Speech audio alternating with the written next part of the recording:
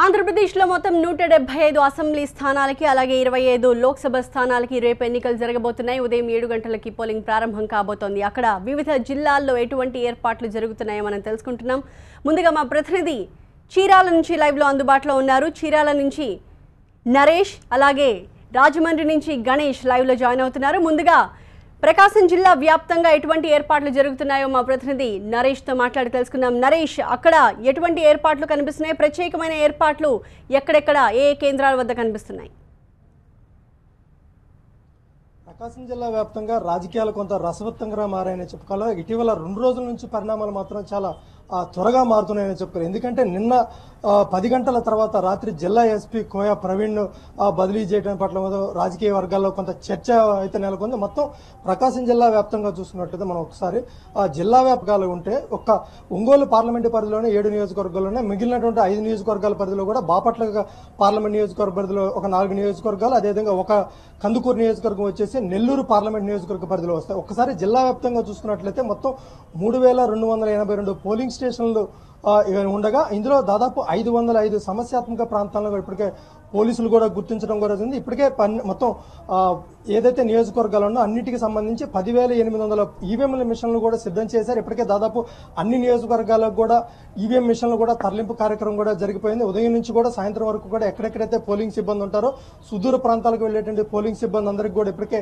EVM మిషన్లతో పాటు మొత్తం మెటీరియల్ అంతా కూడా తరోగా చెక్ చేసిన తర్వాత, ఎందుకంటే ఒకసారి పోలింగ్ కేంద్రానికి వెళ్ళిన తర్వాత ఏవైనా సమస్యలు తలెత్తకుండా ఉండేందుకు గాను అన్ని రకాలుగా కూడా చెక్ చేసిన అనంతరమే ఆ పోలింగ్ సిబ్బందికి ఆ ఈవీఎం మిషన్స్ అదేవిధంగా వీవీప్యాట్స్ ను కూడా ఇవ్వడం జరిగింది. ప్రత్యేక వాహనాల్లో వీరందరూ కూడా పోలింగ్ స్టేషన్ కూడా తరలించడం. ఒకసారి జిల్లా వ్యాప్తంగా చూసుకున్నట్లయితే 26 లక్షల పైచులకు మంది వరకు కూడా ఓటర్లు ఉన్నారు. ప్రధానంగా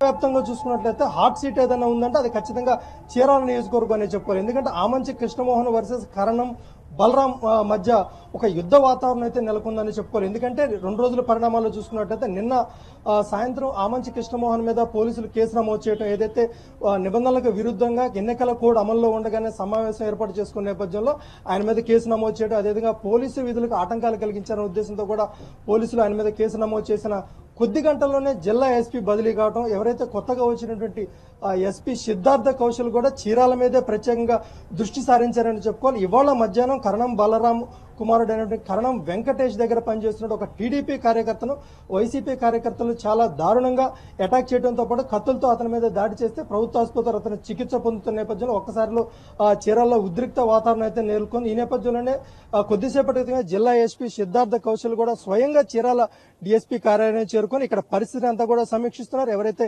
గాయపడ్డటువంటి టీడీపీ కార్యకర్త ఉన్నారో అతను కూడా పరామర్శించారు. ఎందుకంటే జిల్లా వ్యాప్తంగా అన్ని నియోజకవర్గాల్లో కొంత ప్రశాంతమైన వాతావరణం కనిపిస్తున్నప్పటికీ చీరాల్లో మాత్రం కొంత ఉద్రిక్త వాతావరణాలు అయితే మాత్రం కనిపిస్తున్నాయని చెప్పుకోవాలి. ఎందుకంటే టీడీపీ అదేవిధంగా వైసీపీ కార్యకర్తలు ఇద్దరు కూడా కొంత అగ్రెసివ్ గా ఉన్నారు. మొదటి నుంచి కూడా కొంత ఉద్రిక్త వాతావరణం అదేవిధంగా ఘర్షణ వాతావరణం కనిపిస్తున్న నేపథ్యంలో చీరాల మీదే ప్రధానంగా దృష్టి సారించారని చెప్పుకోవాలి. ఒకసారి జిల్లా వ్యాప్తంగా చూసుకున్నట్లయితే 505 సమస్యాత్మక ప్రాంతాలు, అంటే ఒక్క చీరాల నియోజకవర్గంలోనే 48 సమస్యాత్మక ప్రాంతాలను గుర్తించడం కూడా జరిగింది. గతంలో పోలీసులు పెద్ద ఎత్తున జిల్లా వ్యాప్తంగా బలగాలను మోహరించినప్పటికీ కూడా ఈసారి కొంత కేంద్ర బలగాలు కేటాయింపు తగ్గిందనే చెప్పుకోవాలి. 2014 ఎన్నికల్లో చూసుకున్నట్లయితే 23 కంపెనీల కేంద్ర బలగాలను కేటాయిస్తే ఈసారి ఎన్నికలకు కేవలం 16 కంపెనీల కేంద్ర బలగాలను మాత్రమే వినియోగించడం కూడా జరిగింది. అయితే సమస్యాత్మక ప్రాంతాలు ఏవైతే 46 ఉన్నాయో చీరాల నియోజకవర్గంలో ఇక్కడ మాత్రం ఖచ్చితంగా కేంద్ర బలగాలతోనే కట్టుదిట్టమైన భద్రత ఏర్పాట్లు చేశారని చెప్పాలి. ఉదయం 6 గంటల నుంచి ఏదైతే 5:30 నుంచి 6 గంటల మధ్య వరకు కూడా ఒక మాక్ పోలింగ్ నిర్వహిస్తారు. ఏదైతే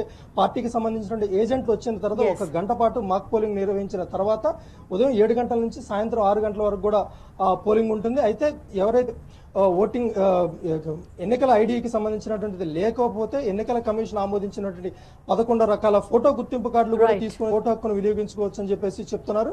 ఏదైనప్పుడు కూడా మొత్తం జిల్లా వ్యాప్తంగా చూసుకున్నట్టు చీరాల నియోజకవర్గం కొంత హాట్ సీట్ గా కనిపిస్తే కొంత ఉద్రిక్త వాతావరణం కూడా ఇక్కడ నెలకొన్న నేపథ్యంలో పోలీసులు గట్టి భద్రతా చర్యలు ప్రత్యేక దృష్టి సారించారని. రైట్ నరేష్, ప్రధానమైన ఫోకస్ ఎక్కువగా ఉన్న చీరాల నుంచి మా ప్రతినిధి అందించిన సమాచారం అది. ఇక తూర్పుగోదావరి జిల్లాకు వెళదాము. తూర్పుగోదావరి జిల్లా వ్యాప్తంగా మనకి 19 అసెంబ్లీ స్థానాలు అలాగే 3 పార్లమెంట్ స్థానాలకి అభ్యర్థులు హోరాహోరీగా తలపడుతున్నారు. ప్రధానంగా రాజమండ్రిలో మనకి గట్టి పోటీనే కనిపిస్తోంది. అక్కడి నుంచి మా ప్రతినిధి గణేష్ అందిస్తున్న సమాచారం. ఎటువంటి ఏర్పాట్లు జరుగుతున్నాయి గణేష్? రాష్ట్రంలోనే అందరి దృష్టి ఈ జిల్లాపైన ఉంటుంది. ఎందుకంటే ప్రధానంగా ఇక్కడ 19 అసెంబ్లీ నియోజకవర్గాలు, 3 పార్లమెంటరీ నియోజకవర్గాలు, అంటే రాష్ట్రంలోనే అతిపెద్ద జిల్లాగా మనకు కనిపిస్తుంది. దాదాపు 42,04,436 మంది ఓటర్లు కలిగిన ఏకైక జిల్లాగా తూర్పుగోదావరి జిల్లా కనిపిస్తుంది. మరోవైపు ఒక ట్రెండ్, ఏ పార్టీ అయినా ఇక్కడ వచ్చే స్థానాలను బట్టే రాష్ట్రంలోన అధికారం చేపడుతుందనే ఒక నానుడి, మరోవైపు ఒక సంప్రదాయం ఏదైతే కొనసాగుతుందో దీన్ని పెద్దగా ఇక్కడ చూస్తున్నారు. దీనిపైనే ఎక్కువగా దృష్టి కేంద్రీకరిస్తున్నారు. అందుకే తూర్పుగోదావరి జిల్లాలో పెద్ద ఎత్తున తూర్పుగోదావరి జిల్లా వైపు ఇక్కడ ఉన్న 19 నియోజకవర్గాలు, 3 పార్లమెంటరీ నియోజకవర్గాల వైపు అందరూ దృష్టి సారిస్తున్నారు. ఇలాంటి పరిస్థితుల మధ్య ఇక్కడ భారీ ఏర్పాట్లు చేశారు. ఇప్పటికే పోలింగ్ కేంద్రాలకు ఈవీఎంలు, వీవీప్యాట్స్ కూడా తరలింపు అనేది పెద్ద ఎత్తునే జరిగింది. ఇక్కడ నుంచి ఉదయం నుంచి కూడా అధికారులందరూ ఆర్ఓలు మోహరించారు. పెద్ద ఎత్తున ఇక్కడ నుంచి వివిధ కేంద్రాల నుంచి కూడా దాదాపు మధ్యాహ్నానికి ఈ సెంట్రల్ వెళ్ళిపోయాయి.